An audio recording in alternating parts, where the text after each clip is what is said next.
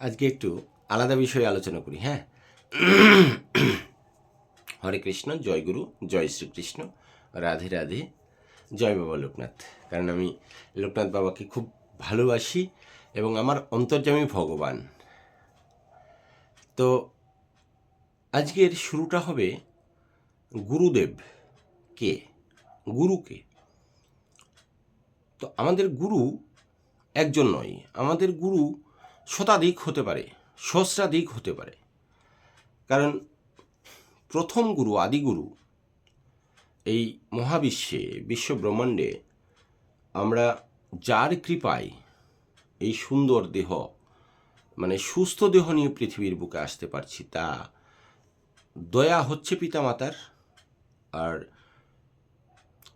এই যে উপর দিকে যিনি রয়েছেন, মানে নিরাকার ব্রহ্মস্বরূপ, ওনার হচ্ছেন কৃপা। তো কাজেই গুরু হচ্ছেন একটা অদৃশ্য শক্তি এবং পিতামাতা, আদিগুরু। তো তারপরে আমরা যখন পিতামাতার কথা শুনি, পিতামাতা আমাদেরকে রাতের পর রাত, দিনের পর দিন অক্লান্ত পরিশ্রম করে আমাদেরকে একটু মানুষের মতো মানুষ বানাবার চেষ্টা করছেন। শুধু দেহটাই মানুষের মতো ছিল, রূপটা, কিন্তু মানবিকতার যে উন্মেষ, মানসিকতার পরিবর্তন, আর বিবেকবান, চরিত্রবান, আর চেতনার যে অগ্রগতি বা চৈতন্য, এইসব তো একটা পরিবেশ থেকে পাই। কাজেই সেই পরিবেশে যারা যারা সুশিক্ষা দিয়ে থাকেন তারা প্রত্যেকেই গুরুদেব। তারপরে আমাদের শিক্ষাগুরু। আমরা স্কুলে যাই, প্রথম হাতে কলমে যখন সুশিক্ষা গ্রহণ করবার চেষ্টা করি, মানে পাঠ্যপুস্তকের, তখন যারা প্রথম শেখায় তারা আমাদের গুরু। তারপরে একটা বয়সে গিয়ে আমরা খেলাধুলা শিখি, বিভিন্ন কিছু শিখি, এক একজনে এক একটা লাইনে যাই, সেখান থেকে যা যা শিখি আমার গুরু। তারপরে চলার পথে, বৈবাহিক জীবনে যখন আমরা পদার্পণ করি বা অগ্রসর হই, তখন আমাদের পৌরোহিত্য করেন একজন, মানে পরের হিত করেন, এরকম ব্রাহ্মণ, মানে ব্রহ্মজ্ঞান যারা লাভ করেছেন তারা থাকেন, তাদের মধ্যে ব্রহ্মজ্ঞান আছেন। এবার ব্রহ্মকে, তো সেটা নিয়ে আরেকদিন না হয়, আমি জানি না অতটা, তাও আলোচনা করার চেষ্টা করব। তো কাজেই তিনি আমাদের গুরু। কারণ বৈবাহিক জীবনে যাতে আমরা সুন্দরভাবে, সুস্থভাবে জীবনযাপন করতে পারি, হ্যাঁ, আমাদের সংসার সুখের হয়, অনেক বেশি শান্তির হয়, সেই প্রার্থনা তারা করেন। মানে কন্যার পক্ষে যারা বয়োজ্যেষ্ঠ থাকেন তারা করেন, 10 জন উপস্থিত থাকেন, মানে পাত্রপক্ষের থাকেন, কন্যা পক্ষের থাকেন, গ্রামবাসী, এলাকাবাসী, আত্মীয় স্বজন, সবার ভালোবাসা আর আশীর্বাদ এইসব মাথায় নিয়ে তারা দাম্পত্য জীবনের একটা, মানে পথ, সেটা চলবার জন্য সমাজ স্বীকৃতি দেয়। তো তারাও কিন্তু আমাদের গুরুদেব। তারপরে আমরা যখন অসুস্থ হয়ে পড়ি, তখন আমাদের চিকিৎসক, তিনি আমাদের চিকিৎসা করেন, তিনিও আমাদের রক্ষা করেন, রক্ষাকর্তা তিনি, শিবতুল্য, ত্রাণ পরিত্রাণ দেন, তাই না? তো তিনিও আমাদের গুরুদেব। তো আমাদের যে আধ্যাত্মিক জগতে প্রবেশের, আধ্যাত্মিক, আবার শব্দটা আমি উচ্চারণ করলাম, আধ্যাত্মিক, আধ্যাত্মিক, আধ্যাত্মিক, আত্মিক, মানে আত্মার সঙ্গে ঈশ্বরের যে একটা যোগাযোগ স্থাপন, মানে যেটা নীরবে, যেটা মনের গভীর থেকে গভীরতম জায়গার থেকে যেটা আসে, যোগা, প্রাণায়াম, হাবি, এইসব অনেক অনেক অনেক কিছু রয়েছেন। এগুলো মহামনীষীদের কথা, এগুলো আমি বলতে পারবো না, আপনাদেরকে ক্ষমা করবেন। এইসব টপিক বা বিষয় অন্যের আলোচনা করে শোনাবেন আপনাদেরকে, অনেক বেশি তাতে জ্ঞান লাভ হবে, আমিও সেখানে উপস্থিত থাকবো, আমারও জ্ঞান লাভ হবে। তো সেটাই যারা আমাদেরকে এই প্রথাগতভাবে যারা দীক্ষা দান করে থাকেন তারাও আমাদের গুরুদেব। এবার গুরুদেবের মধ্যে বলছে অনেক ভাগ আছে, গৌড়ীয় মঠ থেকে শুরু করে আরও বিভিন্ন মঠ মন্দির রয়েছেন, এক একজন এক এক রকম মত, যত মত তত পথ। আর ঈশ্বর তো সর্বত্র বিরাজমান, হাজার নাম শত নাম, কাজ একটাই। কলমের, এই কলমটা আমার হাতে রয়েছে, এটার ওসি হতে পারে এটার নাম, তাই তো? এটা কলম হতে পারে, পেন হতে পারে, বিভিন্ন নাম হতে পারে, বা এটা ব্র্যান্ড নেমেও আমি ডাকতে পারি।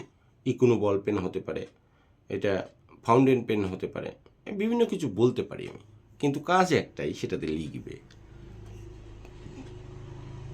তো সেরকম আমাদের ভগবান যত রূপই দেখি না কেন, শক্তি একটাই।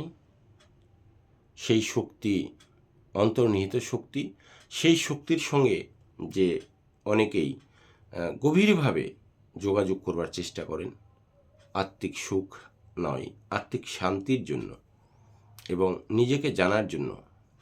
আমি কে, আমি কে, এই যে আমি কে, ছোট্ট একটা প্রশ্ন, এটা কি একবারও আমরা ভাবি যে আমি কে? আমার একটা নাম আছে, আমার নাম প্রণব। হ্যাঁ, অনেকে এই সেদিন দেখলাম 3-4 জন বলছে, কেউ বলছে গুরুজি, আমাকে গুরুজি বলে, অনেকেই বলে। তো যাই হোক, প্রথম আমার খারাপই লাগতো, আমাকে কেন গুরুজি বলে। তারপরে দেখলাম যে না, এরা না করলেও বলবে। বেশ কিছু লোকজন আছেন যারা আমাকে গুরুজি বলেই ডাকেন। কি করব আমি, আমার নাম আছে প্রণব, তা বাদ দিয়ে উনি গুরুজি বলছে বারবার। সেদিন একজন বলছে আমায় জ্যোতিষী, তা আমি আর বলতে পারলাম না, কিচ্ছু বলতে পারলাম না। আমি দেখলাম আমি বললেও শুনবে না। সেদিন একজনে আমাকে বলছে, এই অ্যাস্ট্রো প্রণব শোনো, এই অ্যাস্ট্রো প্রণব। আমি বললাম, দাদা আমার নাম অ্যাস্ট্রো প্রণব কবে হলো? এটা কে নাম দিল? কই, আমার তো বই খাতায় অ্যাস্ট্রো প্রণব লেখা নেই, সার্টিফিকেটেও নেই। ছোট্ট যা পড়াশোনা করেছি তার মধ্যে কোনো কাগজ আমার অ্যাস্ট্রো প্রণব লেখা নেই দাদা। বলে কি না, অ্যাস্ট্রোলজার তো, সেজন্য অ্যাস্ট্রো বানাইছি, অ্যাস্ট্রো প্রণব। হ্যাঁ ঠিক আছে, বলেন, শান্তি থাকুন। তো কাজেই আমার হাজার নাম, কিন্তু আমি কে এটাই বুঝলাম না। আমি কে, এই আত্মসমালোচনা, এটা আমি করলাম না।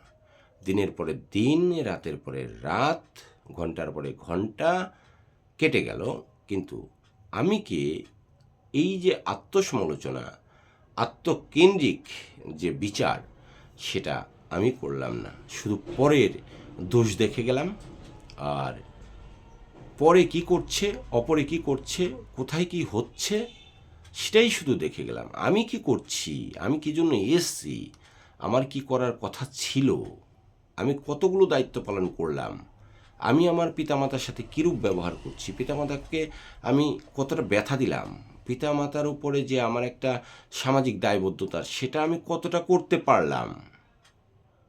এই মানসিকতার দিক থেকে, বিবেকের দিক থেকে একবার হলেও তো দংশন হবে আমার। ওটাকে বলে আত্মসমালোচনা। শুধু এইটুকু না, মানে সমস্ত ব্যাপারে এটার পর্যায়ক্রমে অনেক স্তর আছে, সেই স্তরগুলো, ধাপগুলো ধীরে ধীরে উঠতে হবে। সেটা নিয়ে আমি কি কখনো একটা বৈঠক করেছি, একটা সভা সমিতি করেছি?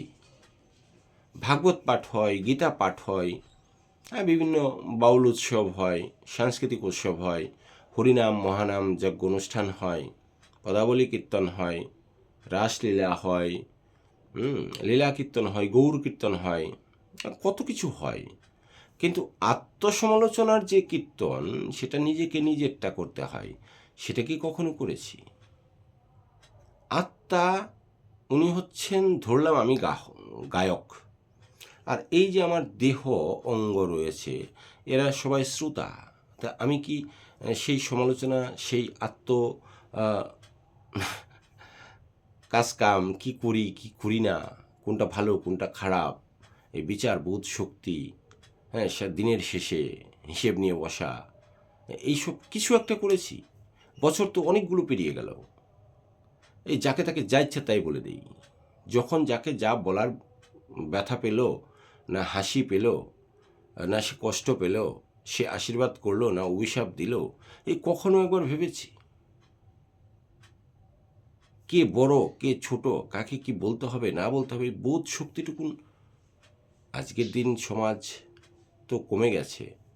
তো এইসব নিয়ে ভাবছি, এগুলো নিয়ে ভাবতে হবে।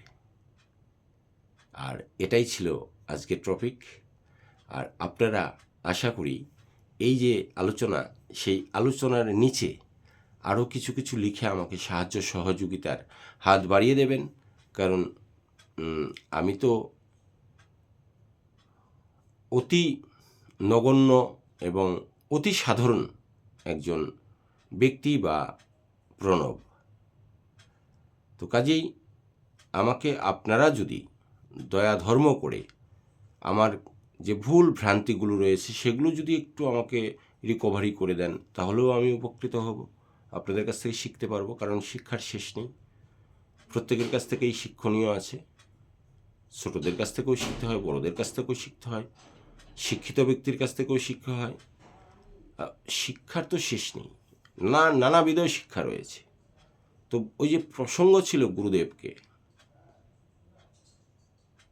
গু কথার অর্থ অন্ধকার, আর রু কথার অর্থ আলোকিত।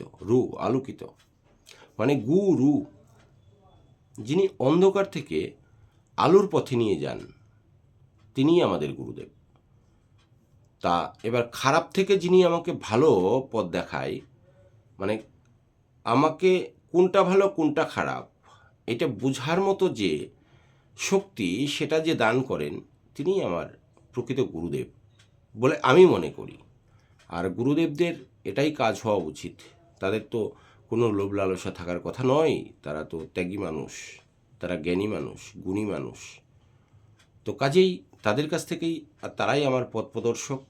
তারা আমাকে রাস্তা দেখাবেন, এমন রাস্তা দেখাবেন যে অন্ধকার থেকে আলোর দিশা, সেই আলোর রাস্তা যিনি দেখান প্রত্যেকটা মুহূর্তে, প্রত্যেকটা সময়ে, প্রত্যেকটা মুহূর্তেই আমাদের এক একটা ব্রহ্ম সময় এবং এক একজন আমাদের অবতার রূপে গুরুদেব।